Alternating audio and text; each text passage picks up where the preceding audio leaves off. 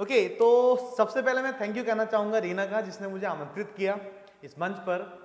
और उसके बाद मेरी और हमारे पूरे परिवार की तरफ से, हमारे यूनिक डिफेंस एकेडमी के पूरे परिवार की तरफ से आप सबको हैप्पी रिपब्लिक डे। तो प्यारे बच्चों, वैसे तो मैं ज़्यादा कुछ नहीं कहना चाहूँगा, मैं 2 लाइन जरूर कहना चाहूँगा आप सबके लिए कि जैसे आप लोग यहाँ पर प्रदर्शन कर रहे हो, आप लोग घर से आए हो और आपके अंदर जो जज्बा है, जो जुनून है कुछ करने का, भाई मज़ा आ गया, सीरियसली मज़ा आ गया। क्योंकि मैं बैठा हुआ था, मैं देख रहा था कि आप लोग किस किस तरह की बातें कर रहे हैं, आप जो स्पीच दे रहे हैं, आप जो बोल रहे हैं, उनका मतलब क्या है ना। और मैं आप लोगों से वादा करता हूं कि आपको वर्दी पहनाने के लिए मुझे जिस हद तक जाना पड़ेगा ना, मैं जाऊंगा बेटा। मैं 1 मिनट भी, मैं एक बार भी ये नहीं सोचूंगा कि यार ये मेरा बच्चा है या ये क्या है, क्या करना पड़ेगा मुझे उसका। मुझे कुछ नहीं चेक करना, मुझे सिर्फ और सिर्फ आपको वर्दी पहनानी है, उसके लिए मुझे जो करना पड़ेगा मैं करूंगा।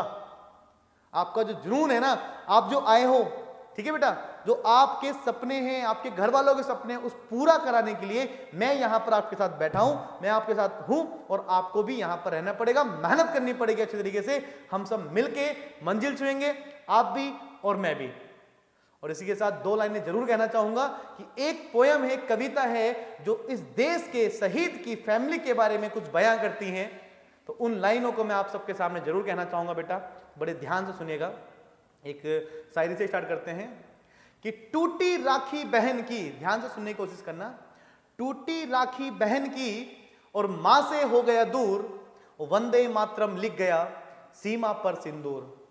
याद कर अमर कहानी शहीदों की कुर्बानी, याद कर अमर कहानी शहीदों की कुर्बानी।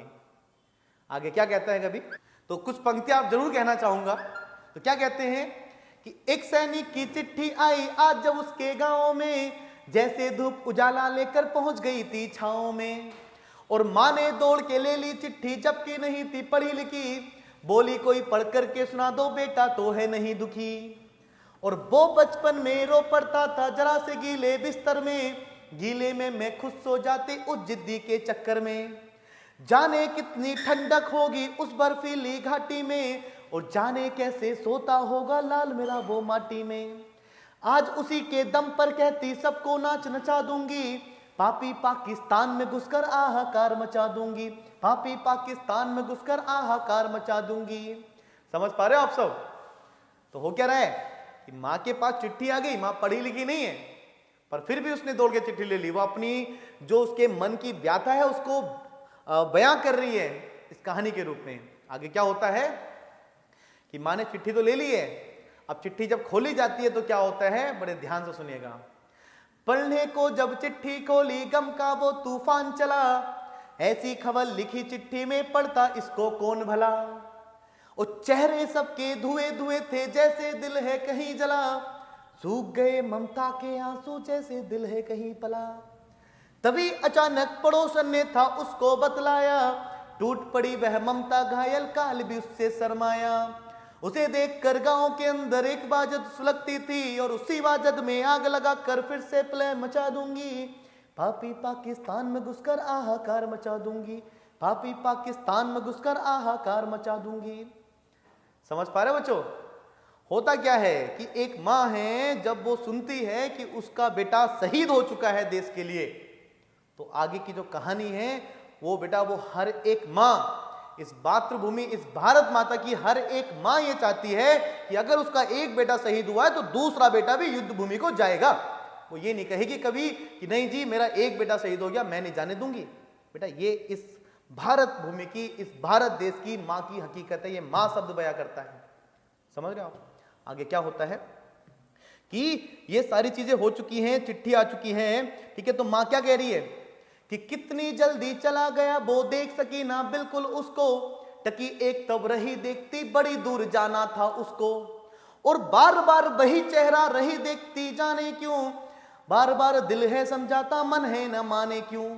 और तेरी कुशलता जान हो लेती दिल मन को समझाता है, जब तेरे हिस्से का खाना रोज रोज बच जाता है, जब तेरे हिस्से का खाना रोज रोज बच जाता है, तेरी बढ़ाई सुन सुनकर सीना चौड़ा हो जाता है, और तेरी बढ़ाई सुन सुनकर मैं सारे पाकिस्तान मिटा दूंगी, पापी पाकिस्तान में घुसकर आहाकार मचा दूंगी, पापी पाकिस्तान में घुसकर आहाकार मचा दूंगी। पर एक छोटी सी बहन होती है उसकी, ये माँ की व्यथा थी जो माँ ब्याह कर रही है, और एक छोटी सी बहन है, वो बहन क्या कर रही है कि वो बहन बोलती है, क्या कहती है बहन, कि कुछ भी नहीं समझ पाई बहन बहुत भोली छोटी, बोली भैया घर कब आओगे शैतानी मैंने छोड़ी, राखी उसने खुद ही बनाई और बस्ते में छिपा लिया, बोली जब मैं पहनाऊंगी कितने खुश होंगे भैया। और इस लाइन को समझना बड़े ध्यान से सबके सब बच्चे, कि उसकी ये जारी बातें उसकी गुड़िया से होती थी, जिसको सुनकर बूढ़ी मायूं फूट फूट कर रोती थी, मेरी बेटी कैसे कह दूं सपने सवर ना पाएंगे, और तुझसे राखी बंधवाने अब भैया कभी ना आएंगे, तुझसे राखी बंधवाने अब भैया कभी ना आएंगे, तेरी राखी को लेकर मैं उसके सब पर चढ़ा दूंगी, और पापी पाकिस्तान में घुसकर आहाकार मचा दूंगी, पापी पाकिस्तान में घुसकर आहाकार मचा दूंगी। और किसी का ध्यान नहीं था उस पर। आगे क्या कहता है, किसके लिए बयां कर रहा है, आप खुद समझ जाओगे कि किसी का ध्यान नहीं था उस पर जो जिंदा ही मर मिटी, जिसने अपने छोर से ले थे उसकी सारी दुनिया लुटी, और दुख में पड़ा हुआ दिल कहता क्यों साजन तुम रूठ गए। बड़ी प्यारी लाइन है, ध्यान से सुनना, कि दुख में पड़ा हुआ दिल कहता क्यों साजन तुम रूठ गए, और 7 जन्म के वादे केवल एक जन्म में टूट गए, 7 जन्म के वादे केवल एक जन्म में टूट गए, सूना माथा सूनी कलाई सूनी जीवन की बस्ती, बिन प्राण के ना जाने कैसे मेरी सांसें चलती। पर फिर भी वो बीबी क्या बयां करती है कि देखना ये जीवन में जीकर तुम्हें दिखाऊंगी, और तेरे अंश को पैदा कर कर तेरी तरह बनाऊंगी, तेरे अंश को पैदा कर कर तेरी तरह बनाऊंगी। और होता क्या है कि सारे पूरे गांव को पता लग जाता है, तो भीड़ भाड़ इकट्ठी हो जाती है ना उस समय। तो वही चीजें आगे क्या कहता है कभी सुनेंगे। क्या कहा गया है कि मौत बनी थी जिसकी दुल्हन वो दूल्हा तो नहीं रहा, लेकिन सारे गांव के अंदर कोई चूल्हा नहीं जला।